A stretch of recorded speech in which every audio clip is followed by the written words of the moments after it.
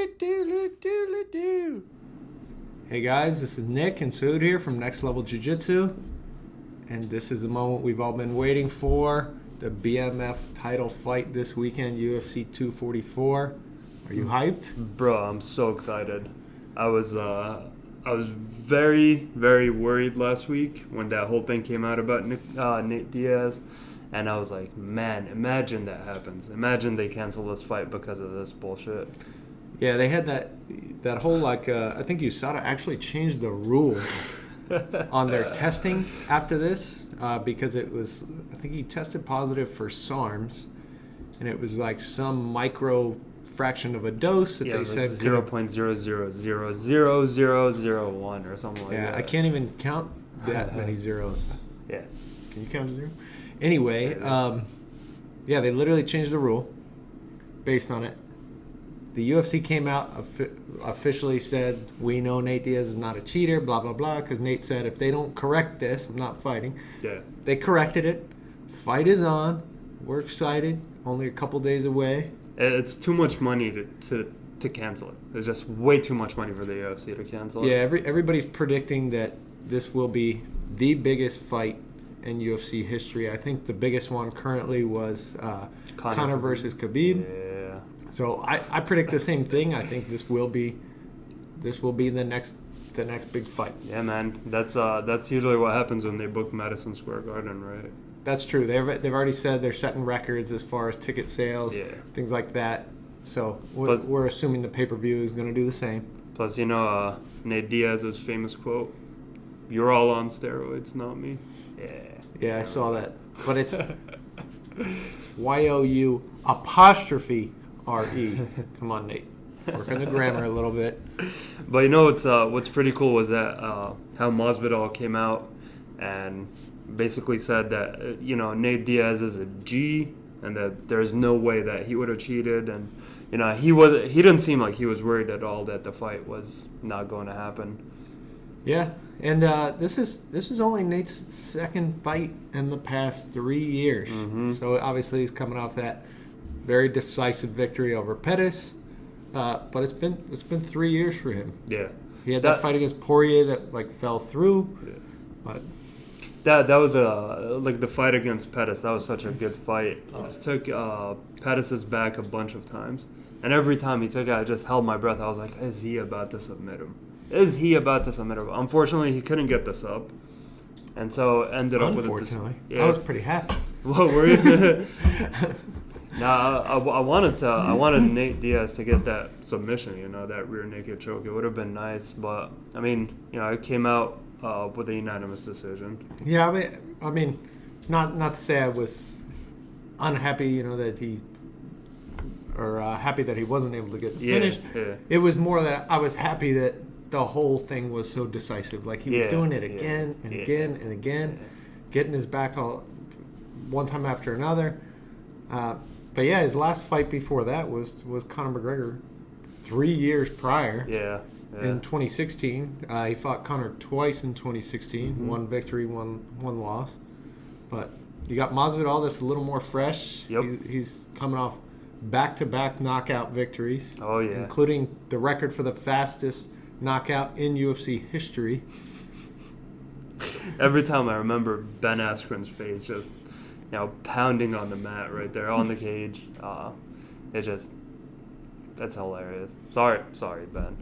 But He'll be all right, Ben. Yeah, he'll be fine. It's just, Masvidal did his homework for that fight. He watched the fight before it with Askren versus Lawler when he basically tried to shoot at him. His head went down to the left, and Masvidal knew that was going to happen again, so he kept practicing for that flying knee. So it wasn't luck at all. I heard that too. Yeah. But it happened in the first 5 seconds. So I still feel like that was a lot of luck that you just decided, I'm going to run out and do this, and maybe it hits, maybe it doesn't. But doing it in the first 5 seconds seems a little lucky. I don't know. But, there was also a lot of bad blood there, too. So Masvidal really, really wanted to shut Ben up.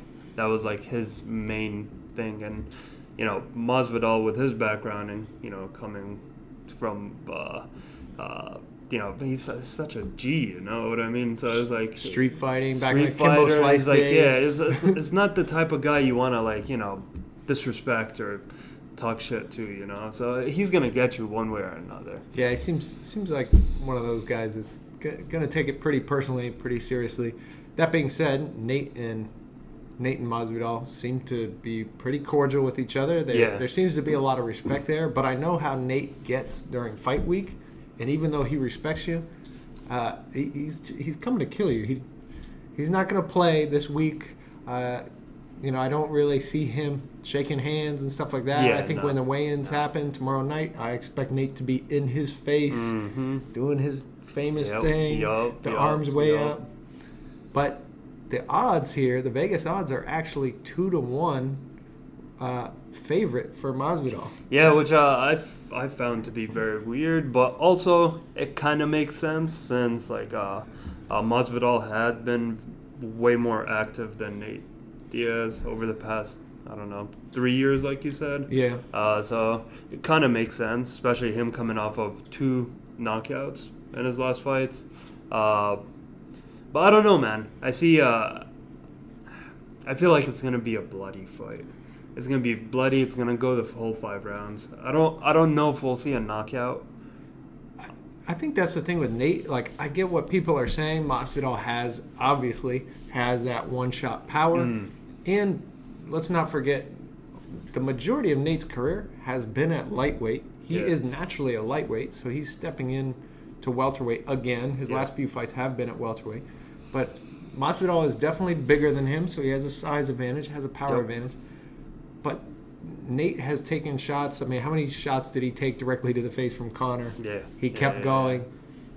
Say what you want about Conor. That guy's a knockout artist. He's got a lot of power. Absolutely. So the fact that he was able to take those shots, push through it, it's a 5-minute round, which I definitely think is an advantage for Diaz. These guys are known for their cardio. Yeah, his stamina, dude. He can. And the thing is, like, even if you saw in that Pettis fight, every time Nate took a shot to the face or to the body, he just kept coming at him. He just kept pressuring and pressuring and pressuring. Like, those punches did not faze him at all. He's pretty relentless with his attacks.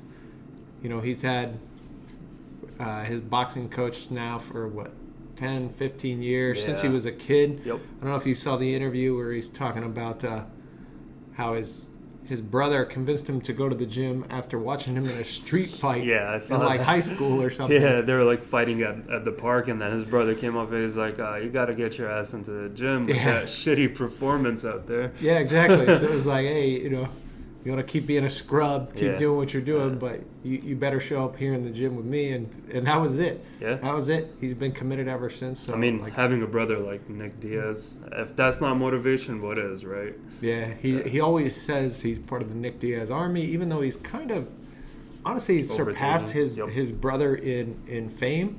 But there is always that thing where people always ask him about his brother. Nick was kind of an OG. He was a pioneer in MMA, so I think he'll always, I don't want to say it's his shadow because they're really coming through this together, but I think he'll always kind of have that looming over him, Yeah, absolutely. No, Nick, I would say he was a UFC legend, or MMA legend. Yeah, for sure. Yeah. For sure. So what do you think is going to happen with the fight? Yeah, I predict Nate by decision. I think he'll wear him down as the fight goes on. Yeah. I think Masvidal is going to be really dangerous in the first couple of rounds. I think the longer the fight goes on, the more it's just Nate Diaz gain. But personally, I'm very biased here. So I'm a big Nate Diaz fan, but I'm seeing like 50-45. Same here. Nate Diaz. That's what I'm thinking too, around those same odds. But what I'm very excited about is seeing The Rock get into that ring and or into the octagon and putting that belt around one of their waists. Well, hopefully Nate's waist. But I think that shows how big this title fight is. How many other matches have there been? This is UFC 244, not to mention how many fight nights and everything else there have been. I think this is their 500th event, so 500 events. Yeah. And this one is the fight where The Rock feels like he needs to get involved. Now, he did say he's making some major announcement tomorrow at the press conference. So this could be a little bit of a marketing bit from The Rock, but Can't that blame being him for said, that. Yeah. I'm still excited to see it. Oh yeah, absolutely. I'm really wondering what that announcement will be. It's gonna be Hobbs and Shaw 2. Yeah, in the octagon, starring Nate Diaz and Jorge Masvidal. maybe it's The Rock versus Jason Statham on the octagon, right? Hobbs and Shaw. Yeah, it could be. Yeah, I'll be excited for that. Anyway, excited to see that. And yeah, guys, tune in. We're going to be back at it next week with, obviously, the results of how the fight went. Don't forget, click like, click subscribe. Now, Scray, beat it.